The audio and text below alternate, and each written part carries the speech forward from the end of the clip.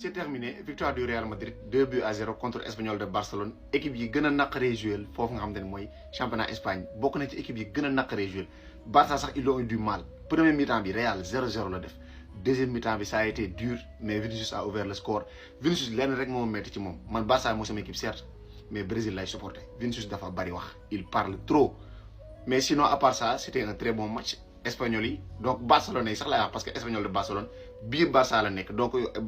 Real biir Barça la doon joué kon instant bii nii Real day prolongé course au titre bi incha allah rabbi le 10 mai ci la ñuy jël li nga xamante ne moo nekk championnat bi ci la ko Barça di dóor daal di jël championnat bi bu ko Barça dóoree c'est fini Barça day jël championnat même bu ñu Real dóoroon terewul championnat on va prendre ça parce que écart dafa bëri instant bi l'écart reste toujours de 11 points Real dafa xoolee ba Barça rawee ko 11 points te 11 points dafa nekk loo xamante ni sur 3 matchs wala 4 matchs pour nga jëli ko certes waxuñu ni mënut a nekk mais c'est très y a très peu de chance pour nga def loolu noonu ah mi ngi noonu en tout cas félicitations au merengue benn instant sax xawlaa ñun catalans yi bizarrement dañu leen a faral parce que dañuy bëgg a jël championnat bi contre Real ce sera un match décisif sans Lamine Yamal maintenant on verra ba xam le Barça ñun dëgg-dëgg li ñuy woote on est un grand club oui ou non donc le jour du classico la ñuy xam loolu félicitations au merengue cette victoire était méritée franchement. gars yi abonné na ci seen YouTube bi waaye te ngeen aimé vidéo bi.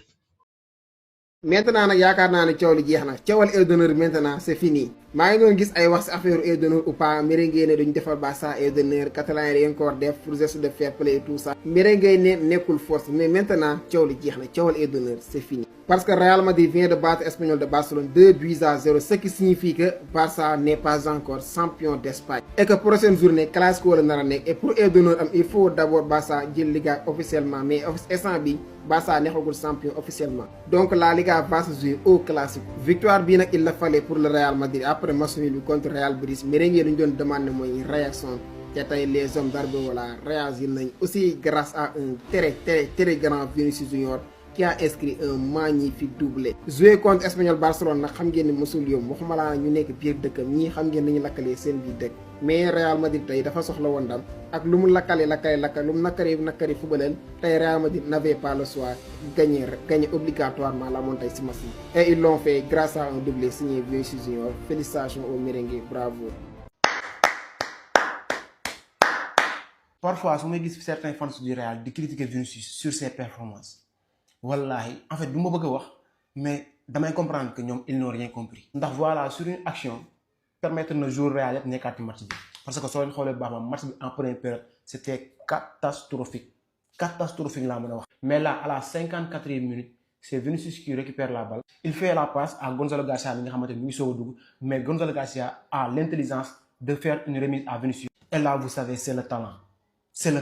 fin de corps de Vinicius déjà soo leen xoolee ñaari défenseurs yi fu ñu terminé rek ngeen xam bu baax a baax rey na leen mañ dee et là devant le gardien il nous met un magnifique but poteau rentrant 10 minutes plus tard Vinicius sur le même côté il a le ballon Bellingham est là il fait la passe à Bellingham au moins am na intelligence moom aussi def benn remise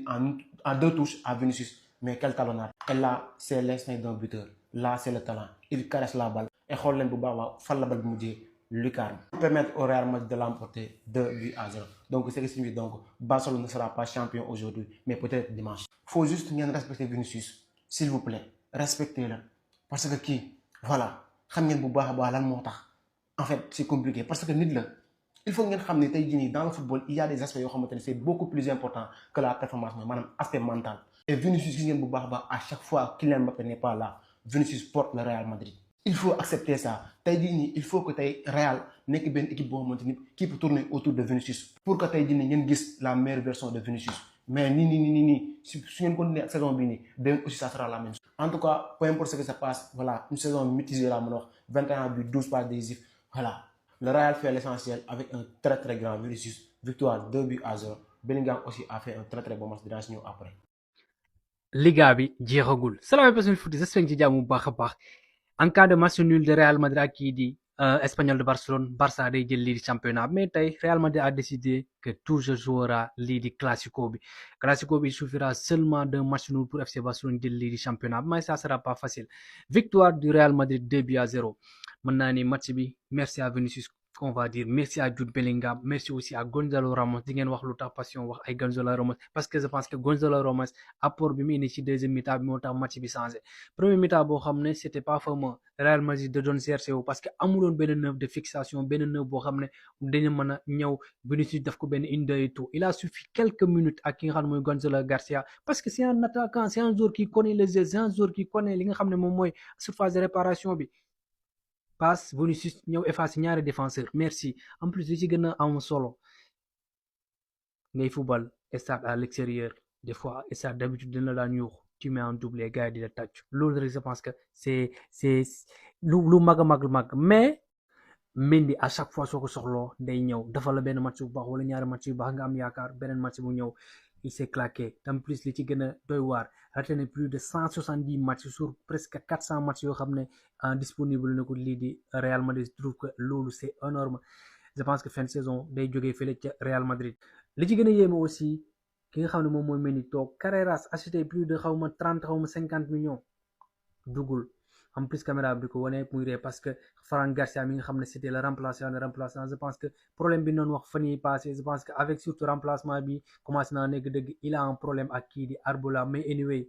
disons seulement merci à kii di Vinicius parce que tey moo ñu jox lii di spectacle bi ki nga xam ne moom mooy défense bi parce que benn instant il y a des errements du Nielsen tu dois te concentrer plus. Alexandre Arnold aussi c'est pas seulement les centres qu'il faut de soit aussi bon défensivement surtout boo tajeeg surtout attaque boo xam ne ça va aller vite. En conférence de presse ki nga xam ne mooy Arbola nee na Real mu équipe boo xam ne ñoom duñ daw si championnat bi yëpp te mënoo jël li nga xam ne mooy championnat wala gagner ay match te doodul daw. En tout cas daal la victoire est là. Merci à Vinicius, merci à Jude Bellingham, merci aussi à ki nga xam ne moom mooy Gonzalo Ramos parce que bi nga duggee créer occasion nga xam ne c'est ça que le Real a besoin. Léegi nag ñu xool ndax classico bi day tegaat lii parce que ça va être compliqué. Le Barça a des joueurs très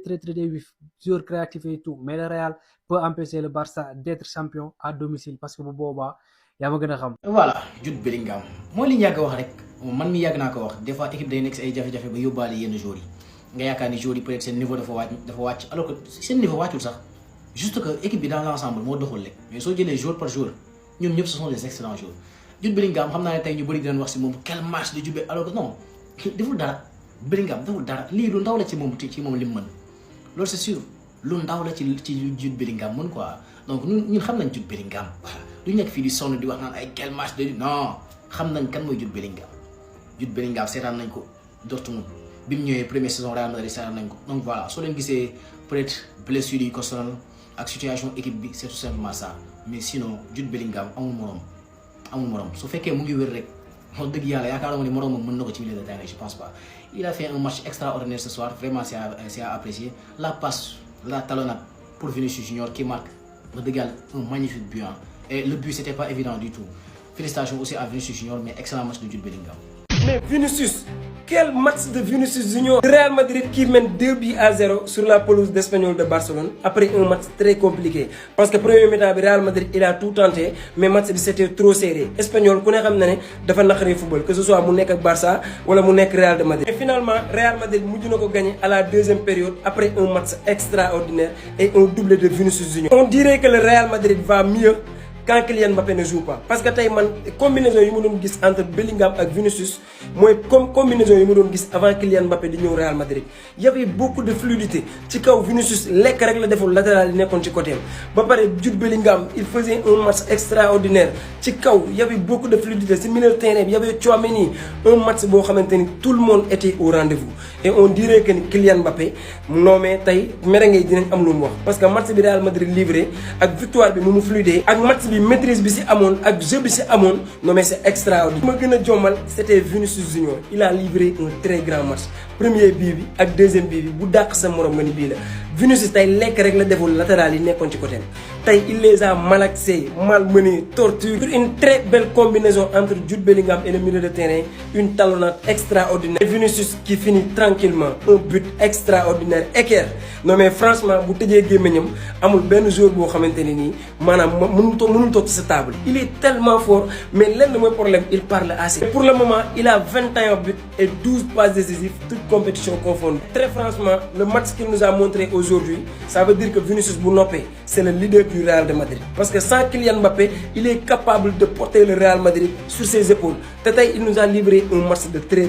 haut niveau quoi qu'on puisse dire tey match bi mu def non mais c'est Vinicius que les gens aiment Vinicius bii la gars yi nam tey il a livré son match ça m'a choqué. Malheureusement pour les Catalans le Classico va être lancé parce que ñu bëri yaakaaroon nañ que ni Real Madrid tey il aura des difficultés pour gagner ce match pour que Barça mën a jël mais pour le moment Classico bi y aura beaucoup de danger parce que Barça bu gagné mën naa ni day jël Classico bi te Real Madrid aussi bu gagné Classico bi ba léegi day continuer donc mën naa ni Vinicius tey indi na Real Madrid parce que il a livré un match de patron un match de très haut niveau franchement félicitations à tous les merengues et dites-moi ce que vous pensez dans les commentaires. yee gars yi képp kuy fan sa Real Madrid dama bëgg nga ñëw si commentaire quoi nga ñëw si commentaire nga bind à la Madrid képp kuy bëgg équipe bi képp ki nga xam ne équipe bi ngay topp quoi te toppee ko victoire wala défaite ñëw si commentaire nga bind à la Madrid su fekkee kontaan nga si victoire Real gagné na Espagnol Barcelone 2-0. actuellement nii Barça ba léegi jëlugul championnat Espagne ba léegi jëlugu ko quoi mais mën na ko jël semaine prochaine bu fekkee gagné na Real Madrid si Classico bi le 10 mai au Santiago Bernabéu. mais aussi gars yi prestation